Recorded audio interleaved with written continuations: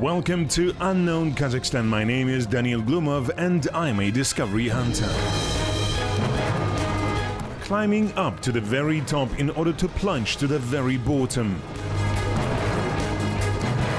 Reeling up hundreds of kilometers in order to wind off hundreds of years. The Unknown KZ crew already has a trace of sensational discoveries behind it, shared by self-sacrificing scientists and desperate travelers.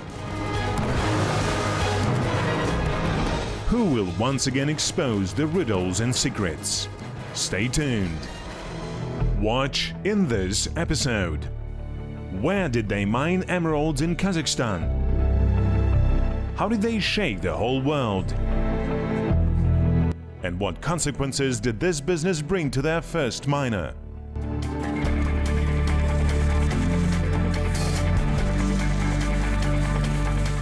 Дорогие друзья, приветствую! За долгую историю нашего... Hello dear friends, during the long history of our program we never chased legends. But this episode of the Unknown Kazakhstan is an exception. We will go on the search of emeralds they had mined in our country. Impossible? By no means. Once I read a story telling that a long time ago a shepherd came to a well-known Bukhara merchant Ashir Muhammad, who regularly crossed the Kazakhstan steppe with his caravans. The shepherd showed the merchant some green crystals and offered him to take him to the place where he found them for a small pay. The Bukhara merchant became really interested in what the poor shepherd held in his hand, but he didn't reveal himself with the slightest change in his face. Unwillingly, he gave him some pennies and over time began to mine the emeralds. That was when it all started. Allegedly, Ashir began to deliver gemstones to India and earned a fortune doing that. As they say, once he even presented a finished cut stone to the Empress Catherine II. She was flattered with the gift exactly until the moment when the ring or bracelet with the emerald fell on the floor and scattered into smallest pieces. In a fit of temper, the monarchist ordered to execute the offender. At that time, my interest towards this fantastic story faded away, but unexpectedly for myself, later I had learned that it was real. Indeed, there was and still is an emerald field in Karaganda region, and it is possible to see it with our own eyes. Let's go and check it out. Sergei, Alexei and Alma are our guides across the quarters of the Emerald City. Once upon a time, they all were colleagues at the Altyn Tibet field.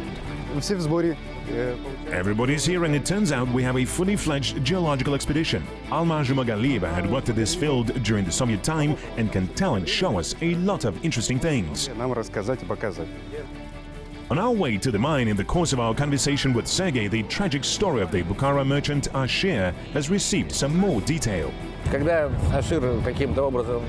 I did hear about this story of Ashir somehow bringing a stone to the imperial courts in St. Petersburg for Catherine the Great, if I'm not mistaken.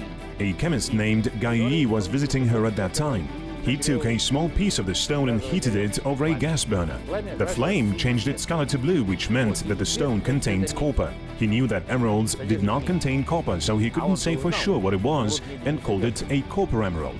Afterwards, they started calling them the same name. Later, René Just Gaiyi gave this mineral a different name, dioptase, which literally translates from Greek as seeing through. The popular name for it was Ashirite.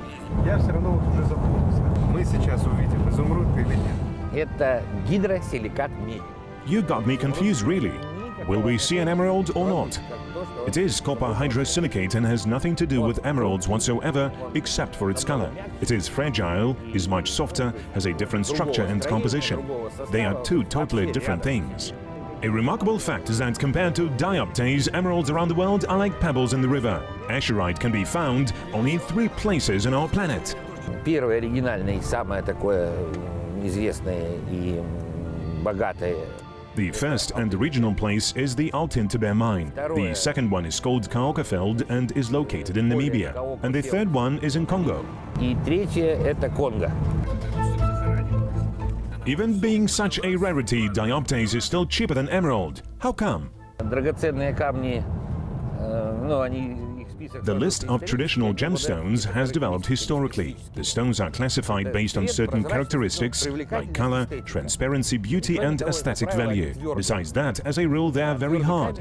This is important because a hard stone lasts very long and cannot be scratched, only faceted.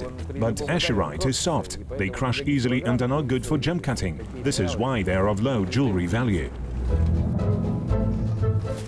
Ну что, дорогие друзья, мы почти у цели. До месторождения, ну буквально... Well, dear friends, we're almost there, 20 kilometers, and we will reach the field. Our way passed through the village of Sheshenkara, where I learned about the local librarian who wrote about dioptase and Ashurite. Let's try talking to her. Кстати, поселок Шешен-Кара служил... By the way, the settlement of Sheshenkara served, let's say, as an alternate base for Soviet geologists. The local House of Culture hosted numerous concerts for the enjoyment of scientists. Свои выходные дни. Расскажите о месторождении. Could you tell us about the Altyn-Tber field? Why did you become interested in it? We hold the regional patriotic campaign devoted to you, my native land. This year I took my 4th and 5th year school children there. You should have seen their eyes burning with interest. They were really excited. They were so proud when we told them that such stones can be found nowhere but here. Did your article receive some feedback from the readers? Of course. Even local journalists called and supported me. After the article? Yes. Prior to your article, nobody knew about the place and talked about the stones. Indeed, and not only journalists. Some local residents heard about it for the first time also. So they were really surprised to read the article and said that they didn't have a slightest idea. Our program is called The Unknown Kazakhstan, so it seems we are on the right track here. If even the locals didn't know about the place, then it is truly a mystery.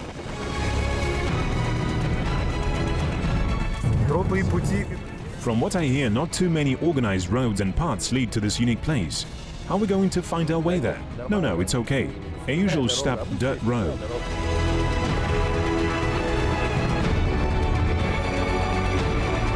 Всю жизнь люди тут пытаются найти крупный объект. Вот им пахнет. People spend their whole lives searching for something. They just cannot help it and get on search of something. The Altyn-Tber field and a couple more small copper sites, in fact, represent an integrated copper ore field with dioptase. The latter constitutes only a tiny part of it, whereas the main body goes deep underground. The field is still quite small and is not commercially interesting. Добыча нерентабельная. The abandoned geological base that had been operating for several decades greeted us silently. The twilight was coming down over it.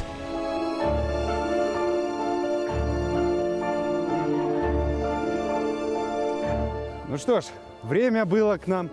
The time was ruthless towards us, but we finally made it to Altynka, as the geologists used to call it affectionately. The old infrastructure from the Soviet time is still here, the mud huts, dwelling huts, some central building. Looking a little bit behind the general scene, you can see the walls of the actual pits, where they used to mine this fine green mineral. Прекрасный зеленый минерал.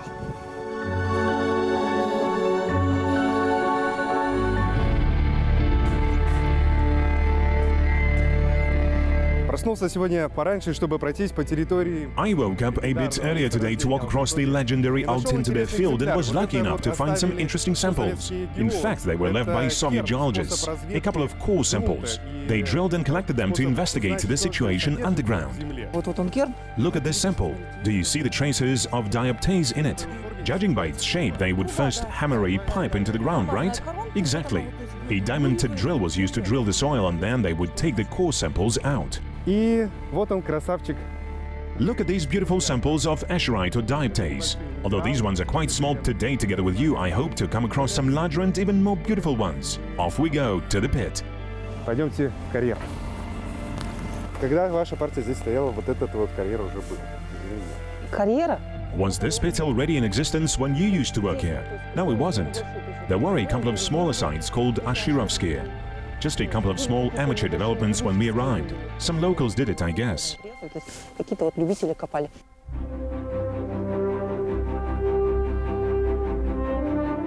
Сейчас мы находимся на противоположной стороне этой всей диаптазовой структуры. Now we are on the opposite side of this dioptase structure. This is an old Soviet splitting with a comparatively shallow shaft going down.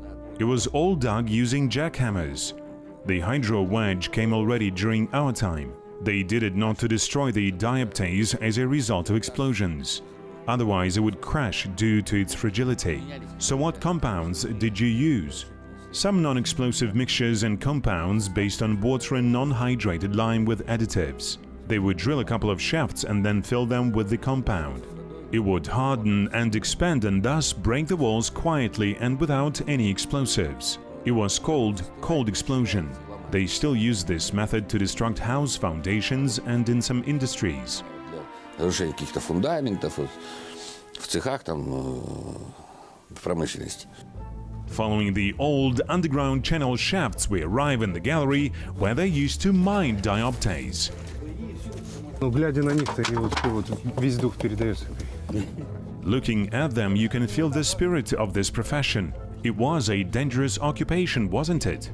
Yes, but this is how they used to work on temporary mines. In hope of seeing the legendary pseudo-emerald in its habitat, the whole expedition crew becomes overwhelmed with dioptase fever. Туда прям можно дальше. Are these openings natural? Yes, all of them. This is where the crystals actually grow. Everything in nature likes free space to grow. Yes, indeed, they need a lot of room to develop. Some fragments are still here. How could such a coddled mineral grow here and even break through the solid rock? Это брикчия, так называемая. This is the so-called breccia, or detrital rock. What is breccia? Breccia is a type of calcareous rock. Look at this wall here. Do you see the fragments cemented together? There is a white stripe going between two blocks. This one is called small breccia. If we make a big section and polish it, we will be able to see all these scattered fragments cemented by calcite. Sometimes these hollows between fragments get cemented, and then dioptase starts to grow in them. So first the calcite accumulates, then pressure due to some geological development cracks it, and then the hollows get filled with dioptase solution. Nobody knows how many millions of years before it had occurred. What we can say for sure is that if they start to mine dioptase here, this exclusive, unique and fascinating stone would immediately disappear. Local residents, together with geologists, support the idea of preserving this unique place and making a museum out of it. If there was a tourist base, maybe a couple of hotels, ordinary people and young geologists would come here to see this beauty, only if they didn't take anything with them, just coming to see and admire like in any other museum. Otherwise, in a short time, there would be nothing left of our pride and wealth. Сейчас вот идет процесс того, что мы, во-первых, туннель прокладываем вдоль диоптаза. Currently, they are building a tunnel along the dioptase-containing zones. We want to do it to attract tourists, so it would be convenient for them. Have a couple of nice places to take pictures, for example. Now we're looking for the confluence point, as the main dioptase body has a downward direction. This is why we are digging this shaft. Если мы найдем погружение рудного тела, мы будем идти в его сторону. Но у вас есть видение музея. Вот на какой глубине все эти туннели могут... What is your vision of the future museum? At what depth can these tunnels be located? Will it look like a network of underground tunnels? Of what area? There is no need to go deeper than 10 meters. How much deeper you could drill in the future? About 25 to 30 meters. This underground section would become the main intrigue. The main pit would still be the main museum zone. It has an interesting and rather rugged relief, not to mention the ancient tunnels. We could organize a couple of representative sites, tunnels and mine faces. Will tourists be able to see the dioptase in its original condition in addition to other minerals exposed on the museum's shelves? This is exactly the idea, to open and expose some dioptase openings so our guests could see the stone in its original state. Чтобы гнезда-то открыть некоторые, прямо в первозданном виде. И на следующий год вот к лету у нас уже набирается. Next summer, we plan to bring a large group of children, the readers of our library, here to show them the place. Isn't it fascinating that Kazakhstan possesses such a site comparable in its uniqueness with the Giza Pyramid, the Grand Canyon or the Eiffel Tower? The next closest dioptase field is in Congo, about 14,000 kilometers away. But the Kazakhstanis have the opportunity to admire this mineral just 150 kilometers away from Karaganda. And there is no need to go far to enjoy this natural beauty. Tell your friends about it and seize your chance.